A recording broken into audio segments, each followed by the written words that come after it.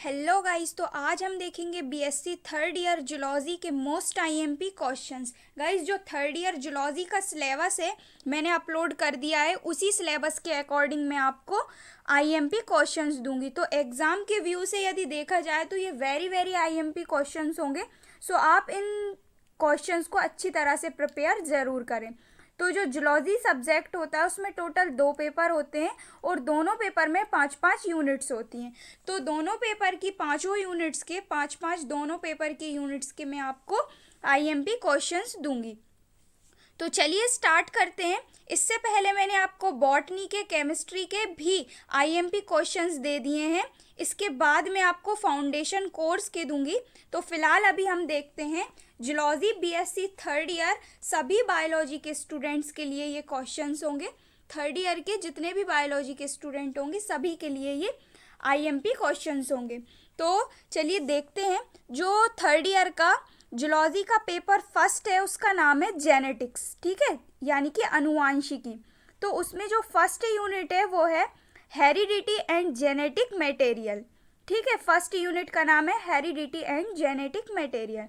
सो इसमें first question है Mendel के अनुवांशिकी के नियमों का वर्णन कीजिए। मेंडल के 3 लॉ मेंडल ने पृथक किए हैं। पहला है प्रभाविता का नियम, दूसरा है पृथक्करण का नियम और तीसरा है स्वतंत्र अव्यूहन का नियम। वेरी वेरी आईएमपी क्वेश्चन है गाइज। ये अधिकतर एग्जाम में पूछा जाता है कि मेंडल के अनुवांशिक नियमों का वर्णन कीजिए। उसके बाद सेकंड क्वेश्चन है विभिन्नताएं या वेरिएशंस क्या होती हैं, विभिन्नताओं के प्रकारों का वर्णन कीजिए। आनुवांशिक पदार्थ से आप क्या समझते हैं, आनुवांशिक पदार्थ डीएनए की भूमिका को स्पष्ट कीजिए। टीआरएनए की संरचना को समझाइए। डीएनए एवं आरएनए की संरचना, प्रकार एवं कार्यों का वर्णन कीजिए। डीएनए की संरचना में गाइस आप वॉटसन और क्रिक की संरचना को पढ़ लीजिएगा, ठीक है। उसके बाद डीएनए और आरएनए के टाइप्स और उनके प्रकार और उनके कार्यों का वर्णन कीजिए, ठीक है। तो ये हो गई unit first, heredity and genetic material, ठीक है। अब हम देखेंगे सेकंड यूनिट। सेकंड यूनिट का नाम है जीन एक्सप्रेशन। जीन एक्सप्रेशन में सबसे पहला क्वेश्चन है आनुवांशिक कोड की परिभाषा लिखिए। जेनेटिक कोड है ना, या जेनेटिक कोड, इसकी विशेषताओं की व्याख्या कीजिए। उसके बाद सेकंड है एक्सप्लेन कीजिए ट्रांसक्रिप्शन और ट्रांसलेशन, यानी कि अनुलेखन और अनुवादन। इसे भी आप अच्छे से याद करिएगा। उसके बाद थर्ड है जीन अभिव्यक्ति से आप क्या समझते हैं, संक्षेप में समझाइए। ऑपेरॉन मॉडल क्या है या ऑपेरॉन क्या है, ऑपेरॉन मॉडल को विस्तार से समझाइए। जीन क्या है, जीन की प्रकृति, प्रकारों का वर्णन कीजिए। ये जो जीन वाला टॉपिक है ये सारा का सारा मेरे चैनल पर अपलोडेड है। स्प्लिट जीन, अतिव्यापी जीन, जीन कुल, गुप्त जीन, कूट जीन, सभी जीन आपको मेरे चैनल पर एक ही वीडियो में मिल जाएंगे। तो आप प्लेलिस्ट में जाके चेक कीजिए, जीन से रिलेटेड एक वीडियो है, उसमें आपको ये सारे विशेषताएं स्प्लिट जीन की, अतिव्यापी जीन, स्प्लिट जीन, जीन कुल, गुप्त जीन, कूट जीन, सभी आपको मिल जाएंगे, ठीक है। उसके बाद थर्ड यूनिट है लिंकेज एंड क्रोमोसोमल एब्रेशन। सबसे पहला क्वेश्चन है लिंकेज या सहलग्नता किसे कहते हैं, सहलग्नता के प्रकारों को उदाहरण सहित वर्णन कीजिए। पूर्ण सहलग्नता, अपूर्ण सहलग्नता, सहलग्नता के प्रकार हैं, इन्हें आपको अच्छे से करना है, ठीक है। उसके बाद सेकंड है लिंग निर्धारण से आप क्या समझते हैं, मनुष्य में लिंग निर्धारण की विधि का वर्णन कीजिए। वेरी वेरी आईएमपी क्वेश्चन है गाइस। अधिकतर एग्जाम में पूछा जाता है कि लिंग निर्धारण से आप क्या समझते हैं, मनुष्य में इसकी विधि का वर्णन कीजिए। थर्ड क्वेश्चन है लिंग सहलग्नता से आप क्या समझते हैं, मनुष्य में किन्हीं 2 लिंग संलग्न लक्षणों की वंशागति का सचित्र वर्णन कीजिए। आपको 2 संलग्नता करनी है, 2 संलग्न लक्षणों की वंशागति का वर्णन करना है। सबसे पहला है हीमोफीलिया और दूसरा है वर्णांधता या कलर ब्लाइंड, ठीक है। उसके बाद फोर्थ क्वेश्चन है गुणसूत्रीय विपथन से आप क्या समझते हैं, विभिन्न संरचनात्मक गुणसूत्रीय विपथनों का वर्णन कीजिए। इसमें आपको बहुगुणिता और असुगुणिता का वर्णन करना है, ठीक है। फिफ्थ क्वेश्चन है उत्परिवर्तन या म्यूटेशन किसे कहते हैं, उत्परिवर्तन के विभिन्न प्रकारों का संक्षिप्त में वर्णन कीजिए। बिंदु उत्परिवर्तन और उत्परिवर्तजन, इन दोनों को आपको अच्छे से करना है। तो ये हो गई यूनिट 3। अब है unit 4, human genetics. Human genetics में आपको HGP यानी कि मानव जीनोम परियोजना या human genome project, human genome project पर टिप्पणी लिखिए। टिप्पणी में आपको सबसे पहले ह्यूमन जीनोम परियोजना जो है उसकी विशेषताएं लिखना है और फिर ह्यूमन जीनोम परियोजना के उद्देश्य लिखना है। उसके बाद सेकंड क्वेश्चन है, बहुविकल्पी से आप क्या समझते हैं? बहुविकल्पियों के लक्षण देते हुए इनकी व्याख्या कीजिए। थर्ड क्वेश्चन है, मनुष्य में किन्हीं 4 रोगों के आनुवंशिक आधार का वर्णन कीजिए। इसमें आपको 4 रोगों का वर्णन करना है। मैं आपको बता देती हूँ। सबसे पहला है एल्बिनिज्म, सिकल सेल एनीमिया, एल्केप्टोन्यूरिया और थैलेसीमिया। ठीक है, इनमें से कोई भी 2 या 3 रोग पूछ लिए जाते हैं और उनका आपको वर्णन करना पड़ता है। ठीक है, उसके बाद फोर्थ क्वेश्चन है, ABO रक्त समूह से आप क्या समझते हैं? मानव में रक्त समूह की वंशागतिकी का वर्णन कीजिए। फिफ्थ क्वेश्चन है, एक्सप्लेन कीजिए या फिर टिप्पणी लिखिए मानव गुणसूत्र, गुणसूत्र प्रारूप और कैरियोटाइप। तो ये हो गई यूनिट 4 ह्यूमन जेनेटिक्स। अब है यूनिट 5 जेनेटिक इंजीनियरिंग। तो सबसे पहला क्वेश्चन है, जेनेटिक इंजीनियरिंग जीन क्लोनिंग से आप क्या समझते हैं? पुनर्योजी DNA तकनीक से संबंधित विभिन्न एंजाइमों का वर्णन कीजिए। फिर PCR यानी कि पॉलीमरेज चेन रिएक्शंस क्या हैं?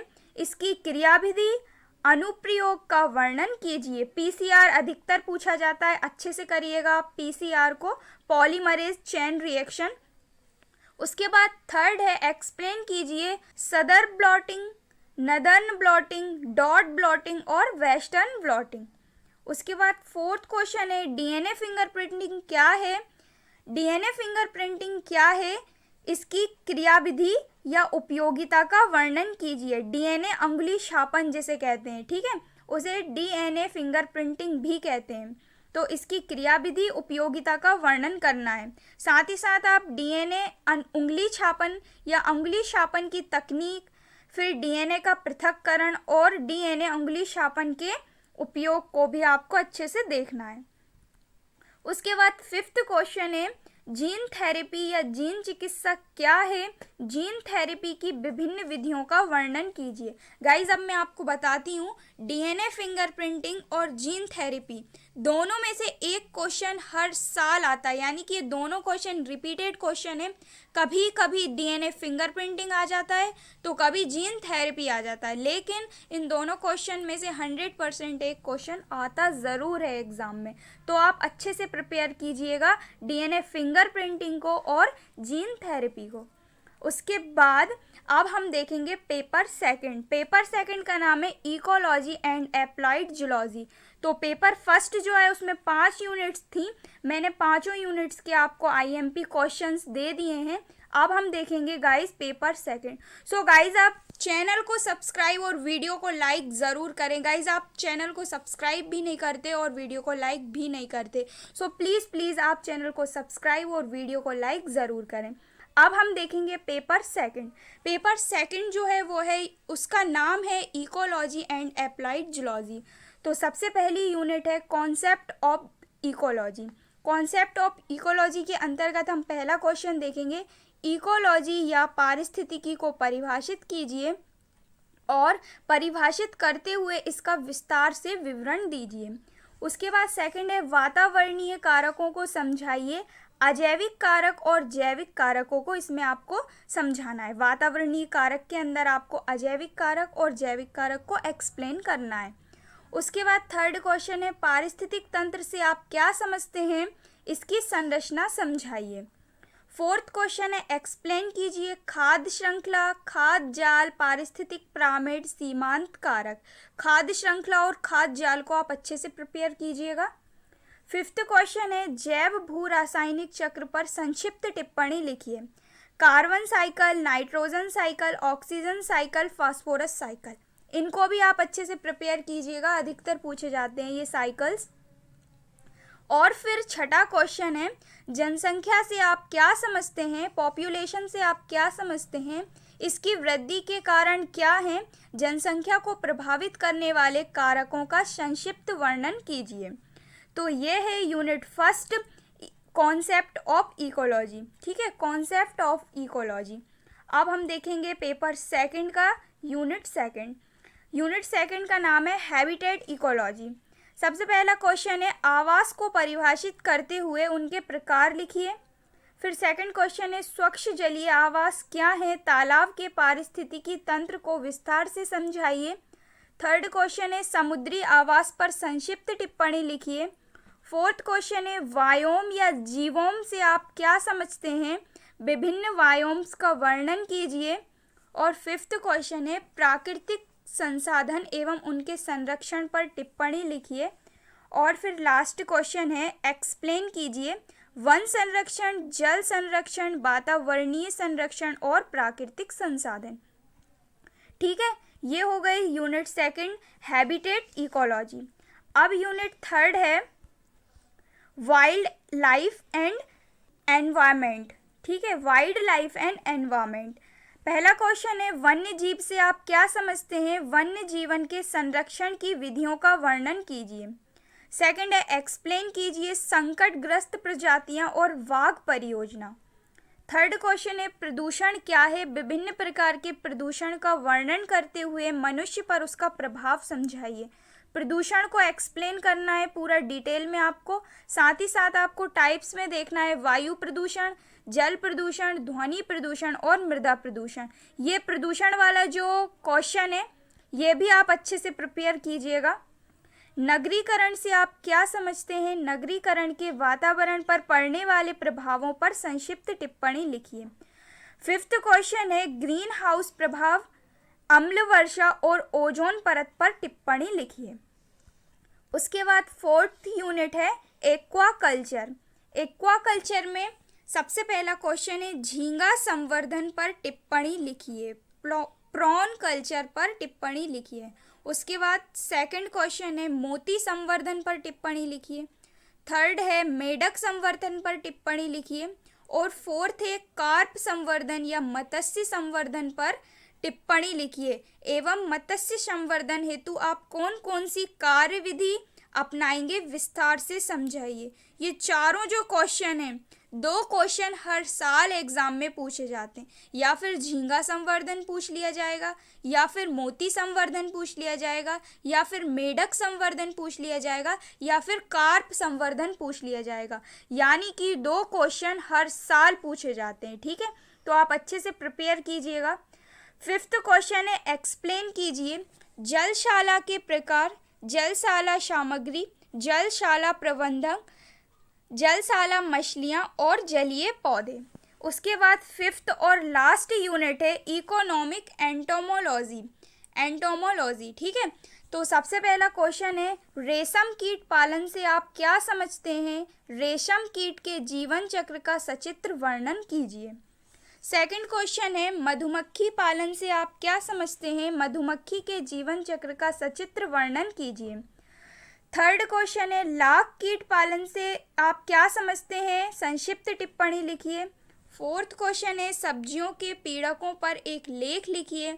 और फिफ्थ क्वेश्चन है जैविक नियंत्रण के विभिन्न कारकों का वर्णन कीजिए, जैविक नियंत्रण को एक्सप्लेन कीजिए। उसके बाद सिक्स्थ क्वेश्चन है संग्रहित अनाजों के किन्हीं तीन पीड़कों की बाह्य संरचना, जीवन इतिहास एवं नियंत्रकों का वर्णन कीजिए।